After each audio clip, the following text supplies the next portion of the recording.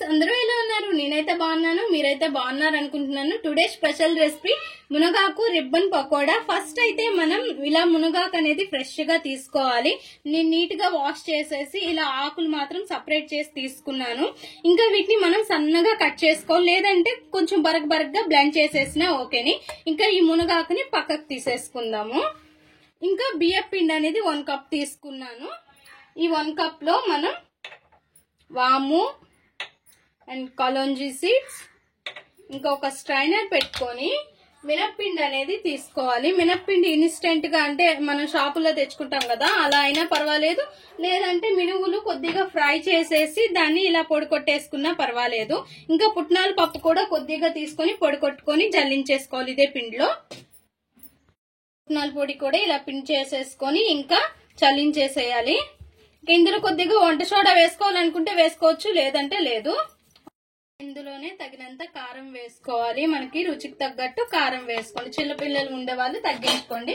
ఇంకా అల్లం వెల్లుల్లి పేస్ట్లు అవి ఇవి అని అంటారు కదా, అది మీ ఇష్టం. అది నేనైతే ఎప్పుడు వెయ్యను, ఇలానే చేసుకుంటాను. చాలా చాలా బాగా వస్తాయి. ఇంకా తగినంత ఉప్పు కూడా వేసుకొని ఒక్కసారి మిక్స్ చేసుకొని పిండి కొద్దిగా తీసుకొని చూడాలి ఉప్పు సరిపోయిందా లేదా అనేది. ఇంకా ఈ పిండిలో మెల్టెడ్ బటర్ అయినా గీ అయినా లేదంటే ఆయిల్ అయినా కొద్దిగా వెచ్చబెట్టేసి వేసేసుకోవాలి.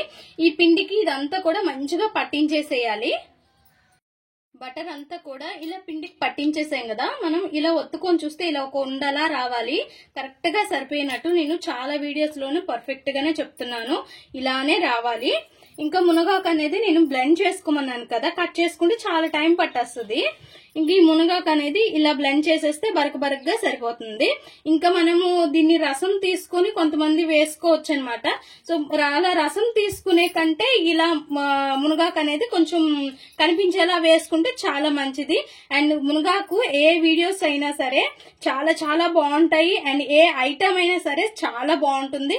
అండ్ హెల్త్ కూడా చాలా మంచిది. ఒక్కసారి అయితే ఇలా కూడా ట్రై చేయండి, చాలా మంచిది. ఇంకా కొద్దిగా గోరువెచ్చని నీళ్ళు అనేవి తీసుకొని మిక్స్ చేసుకోవాలి, కలుపుకోవాలి. ముద్దంతా కూడా మనం పూరి పిండి ఎలా కలుపుకుంటామో అలా కలుపుకోవాలి. మరీ గట్టిగా కలుపుకోకూడదు, అలా అని మరీ లూజ్ గా కూడా కలిపేసుకోకూడదు. చూపిస్తాను ఎలా కలుపుకోవాలనేది. చూసారుగా ఫ్రెండ్స్, ఇలా కలిపేసుకోవాలన్నమాట. చూడండి, మరీ లూజ్ గా లేదు, అలానే మరీ గట్టిగా లేదు, ఇలా కలుపుకుంటే సరిపోతుంది.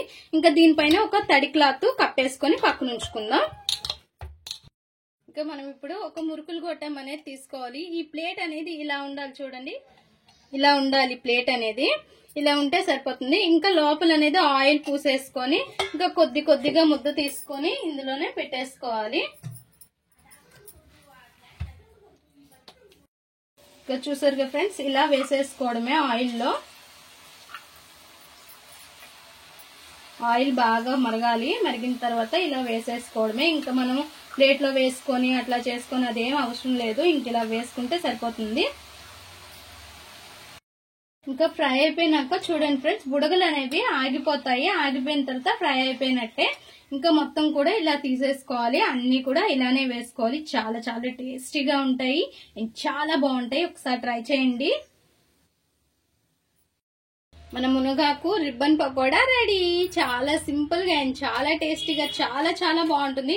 ఒక్కసారి అయితే ఇంట్లో ట్రై చేయండి, చాలా చాలా బాగా వస్తుంది. అండ్ హెల్త్ కూడా చాలా మంచిది ఇది. మా ఈ వీడియో మీకు నచ్చినట్లయితే లైక్ చేయండి, షేర్ చేయండి, మా ఛానల్ ని సబ్స్క్రైబ్ చేసుకోండి. Please friends, more videos, subscribe.